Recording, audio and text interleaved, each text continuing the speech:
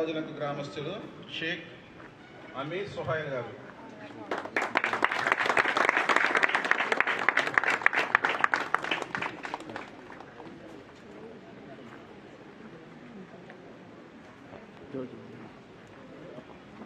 అమీర్ సుహైల్ గారు మన కొమరాజులంక గ్రామం, రావులపాలెం మండలం.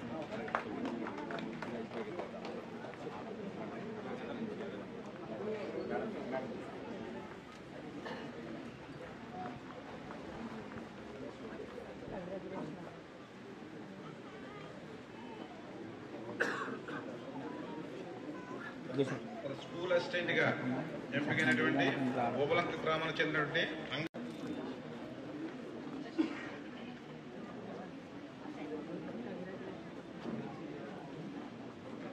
గుత్తుల చంద్రశేఖర్ గారు, కొమరాజులంక రావులపాలెం.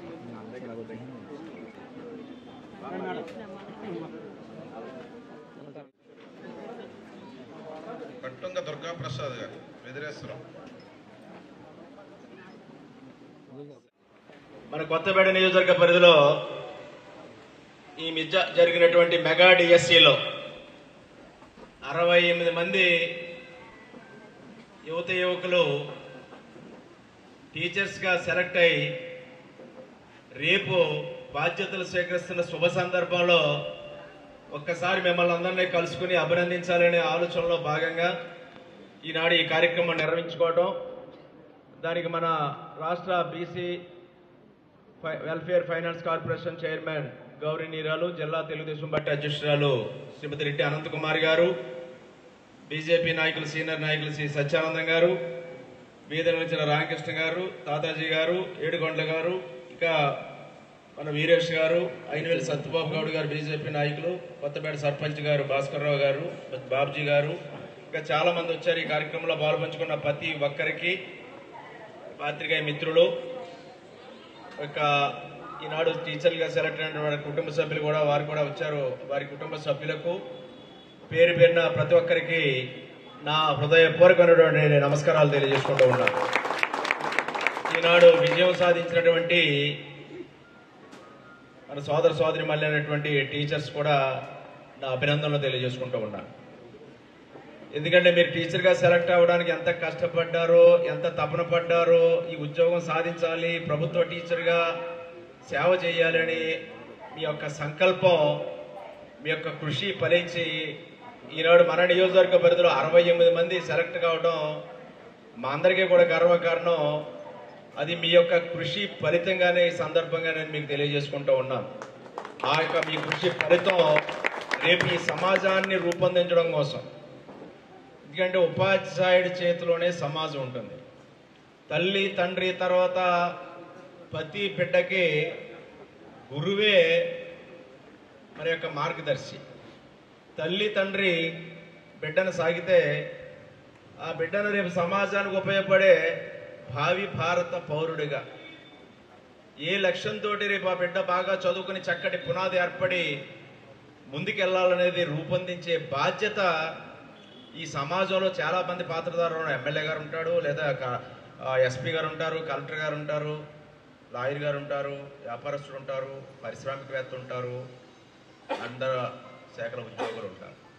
కానీ ఉపాధ్యాయుడి యొక్క పాత్ర చాలా గురుతరమైన పవిత్రమైనటువంటి పాత్రదారులు ఎవరైనా అంటే ఉపాధ్యాయులని సందర్భంగా తెలియజేస్తా ఉన్నారు. అటువంటి పవిత్రమైన వృత్తిని మీరు ఎంచుకుని మీ లక్ష్యాన్ని మీరు సాధించి ఈ రోజున రేపటి రోజున రేపు మీరు ఆ లక్ష్యాన్ని సాధించి ఆ వృత్తిలోకి మీరు అడుగుడుతూ ఈ సమాజానికి ఉపయోగపడే మంచి పిల్లల్ని రేపు తయారు చేయడం కోసం, వారిని తీర్చిదిద్దడం కోసం ఒక బలమైన పునాది ఈ సమాజ నిర్మాణానికి వేయడం కోసం మీరు పాత్రదారులు అవుతున్నందుకు చాలా సంతోషంగా ఉంది, చాలా ఆనందపడుతూ ఉన్నాం. ఎందుకంటే మన నియోజకవర్గంలో చాలా మంది ఈ అవకాశాన్ని, నేను కూడా 68 మంది అంటే మిగతా నియోజకవర్గాల కంటే బాగానే మన వాళ్ళు ఎక్కువ సాధించారని నేను అనుకుంటా ఉన్నా. చాలా తక్కువ సంఖ్య కాదు 68 మంది అంటే. మరి అటువంటి గొప్ప ఫలితాలను మీరు అందరూ సాధించడానికి రేయింబవుల్లో మీరు శ్రమించుంటారు, ఎంతో కష్టపడి ఉంటారు, తపన పడి ఉంటారు అనేది మాత్రం నేను అనుకుంటా ఉంటాను. ఎందుకంటే చాలా మంది కలిసినప్పుడు అనుకో ఎప్పుడు ఉంటుందండి డిఎస్సీ. గత 5 ఏళ్లలో డిఎస్సీ లేదు, మీకు తెలుసు. గత 5 సంవత్సరాలు ఆనాడు నేను ఎమ్మెల్యేగా ఉన్నప్పుడు 94లో ఎమ్మెల్యేగా స్కూల్కి వెళ్తే మండలంలో ఎంతమంది టీచర్లు అండి, శాంక్షన్ ఎంతమంది అంటే 150 మంది 200 మంది చెప్పేవారు. ఎంతమంది ఉన్నారండి? 50 మంది ఉన్నారండి. ఇప్పుడు నేను 94లో ఫస్ట్ టైం ఎమ్మెల్యే అయ్యాక ప్రతి మండలం రివ్యూ చేస్తున్నప్పుడు ఉపాధ్యాయ పోస్టులు ఎన్ని మండలం ఎన్ని స్కూళ్ళు ఉన్నాయి, ఎంతమంది ఉపాధ్యాయులు మనకంటే 150 నుంచి 200 ఉండి నాకు బాగా ఎంతమంది ఖాళీలు అంటే ఖాళీలు అనేవారు. ఖాళీలు ఎన్ని ఉన్నాయంటే 40 మంది 50 మంది. అంటే అంత దారుణమైన పరిస్థితి నేను ఎరుగుతున్నాను 94లో ఎమ్మెల్యేగా అయినప్పుడు. రెండమ్మా అటువంటిది చంద్రబాబు నాయుడు గారు ముఖ్యమంత్రి అయ్యాక 2 లక్షల మంది ఉపాధ్యాయుల్ని ఆనాడు నియమించిన ఘనత చంద్రబాబు నాయుడు గారు. 2 లక్షల మంది ఉపాధ్యాయుల్ని ఒక టెన్యూర్లో, అంటే నేను 2 టైమ్స్ ఎమ్మెల్యే, 94 to 2004 9.5 years ఎమ్మెల్యేగా ఉన్నాను. ఆ టైంలో చంద్రబాబు నాయుడు గారు డిఎస్సీలు పెడతానే ఉండేవారు. అది కూడా ఏంటి, మేము సెలెక్ట్ చేసుకున్నాం టీచర్లు అప్పట్లో. ఇది జడ్పీ చైర్మన్ బాడీ ఉండేది, జిల్లా సెలక్షన్ పోలేదు. అవన్నీ అప్పుడు ఆ బాడీ చేతిలో ఏదైనా 20 మార్కులు 25 మార్కులు వీళ్ళ చేతుల్లో ఉండి మేము చెప్పిన వాళ్ళకి చేసేవారు. చంద్రబాబు నాయుడు గారు తీసేసి అవన్నీ కూడా మెరిట్ బేసిస్ పెట్టారు. ఎక్కడ పొలిటికల్ ఇన్వాల్వ్మెంట్ మెరిట్ బేసిస్. అలాగే ట్రాన్స్ఫర్స్ కూడా మా ఇష్టం. సంవత్సరం అయ్యేటప్పటికి ప్రతి సంవత్సరం ట్రాన్స్ఫర్ నుండి మా కోపం వస్తే ఎక్కడో చోట అడుగుల్లో వేయించుకోను, అది కావాలంటే పట్టుకొచ్చి పట్టణాల్లో పెట్టేవాళ్ళు. చాలా సమితులు ఉండేవి అప్పుడు. ఏదో అంటే అప్పుడు మాస్టర్లు కూడా రాజకీయాలు చేసేవాళ్ళండి. ఏదో పార్టీ ఉండి ఏదో నాయకుడానికి ఉండేవారు, రాజకీయాలు చేసేవారు. అది అలాగా ఉండేది ఆ రోజు పరిస్థితులు. అవన్నీ కౌన్సిలింగ్, మెరిట్, ప్రతిభ ఇవన్నీ వచ్చి గవర్నమెంట్ స్కూల్ పుంజుకున్నాయి. చాలా ఎందుకు చెప్తానంటే చాలా తరం మారిపోయింది. ఇప్పుడు 2.5 దశాబ్దాలు అయిపోయింది. చాలా మందికి తెలియదు. దానికి అది 2 మాటలు కొంచెం టైం తీసుకుంటున్నారు. ఆ తరం మారిపోయి ఎడ్యుకేషన్ విధానంలో మార్పు వచ్చింది, క్వాలిటీ ఎడ్యుకేషన్ వచ్చింది. మెరిట్ మీద ఉన్న స్టూడెంట్స్ కార్పొరేట్ స్కూల్ని ధీటుగా ఎదుర్కొని పనిచేసే స్థాయికి మన గవర్నమెంట్ స్కూళ్ళు వచ్చాయనేది అప్పటి నుంచి నా అబ్జర్వేషన్. ఇలాంటి వాళ్ళందరూ మెరిట్ మీద వచ్చారు, కమిట్మెంట్తో పనిచేశారు, బాగా చదువులు చెప్పారు. ప్రభుత్వ స్కూల్లో పిల్లలు మీకు అందరికీ తెలియదు, పేదవారు ఉంటారు, ఎస్సీబీసీ వర్గాల వారికి. ఓపుకున్నవాడంతా కార్పొరేట్ స్కూల్కే పంపుతాడు.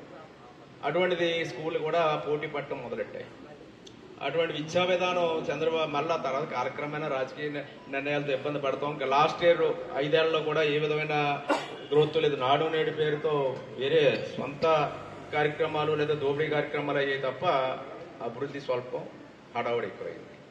దాన్ని సరిదిద్ది మళ్ళా చంద్రబాబు నాయుడు గారు, ఇలా విద్యామంత్రి లోకేష్ గారు, ప్రధానంగా లోకేష్ గారిని అభినందించాలి. విద్యామంత్రి తీసుకున్నప్పుడే ఆయన చాలా చొరవతో తీసుకున్నాడు. విద్యామంత్రి తీసుకున్నాడు ఏంటి నేను అనుకున్నాను. ఎందుకంటే విద్య నాకు తెలుసు. ఎందుకంటే 4 శాఖల కింద ఉండే 4 మంత్రులు ఉండేవారు. టెక్నికల్ ఎడ్యుకేషన్, లేదా హైయర్ ఎడ్యుకేషన్, సెకండరీ ఎడ్యుకేషన్, అలా రకరకాలుగా ఉండేవి. అవన్నీ కూడా ఈనాడు ఒక ఎడ్యుకేషన్ ఒక్కోడి కింద హెచ్ఆర్డీ కింద వచ్చి చాలా పెద్ద వస్తుంది, చాలా ఫైల్స్ ఉంటాయి, హెడేక్ జాబ్. అటువంటిది దాన్ని ఆయన టేకప్ చేయడం, ఇవాళ స్కూల్ అన్ని కూడా ఉత్తీర్ణ శాతాలు పెరగడం లేదా హాజరు పెరగడం, స్కూల్ అన్ని ఆఖరికి ఏంటంటే పిల్లలు తగ్గిపోయి మొత్తం స్ట్రెంత్ తగ్గిపోయి కార్పొరేట్ స్కూల్ వెళ్ళే పరిస్థితి ఇవాళ గవర్నమెంట్ స్కూల్ మళ్ళీ పుంజుకుంటున్నాయి, మళ్ళీ అభివృద్ధి చెందుతూ ఉన్నాయి. ఇవన్నీ ఏంటంటే సరైన వాళ్ళు సరైన అవగాహనతో పనిచేసినప్పుడు ఇది సాధించగలుగుతాం. ఇవాళ మీరందరూ బిఎడ్ డిఎడ్ చదువుకుని ఉపాధ్యాయులు అవ్వాలని కోరుకున్నారు. అది ఈరోజు మీరు సక్సెస్ చాలా మంది అయ్యారు, ఇంకా ఉన్నారు. మళ్ళా డిఎస్సి కూడా మార్చిలో ఉంటుంది. మరి ఎవరైనా మిస్ అయిన వాళ్ళు కూడా వాళ్ళు మరి అందుకోగలుగుతారు. మరి వారికి కూడా అవకాశాలు పెరిగే అవకాశాలు ఉన్నాయి.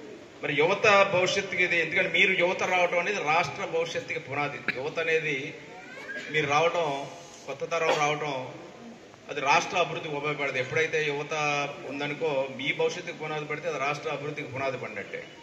అది చక్కటి ఈ యొక్క డిఎస్సి 16,347 ఉద్యోగాలు ఇవాళ నియామకాలకు పిలుచడం జరిగింది.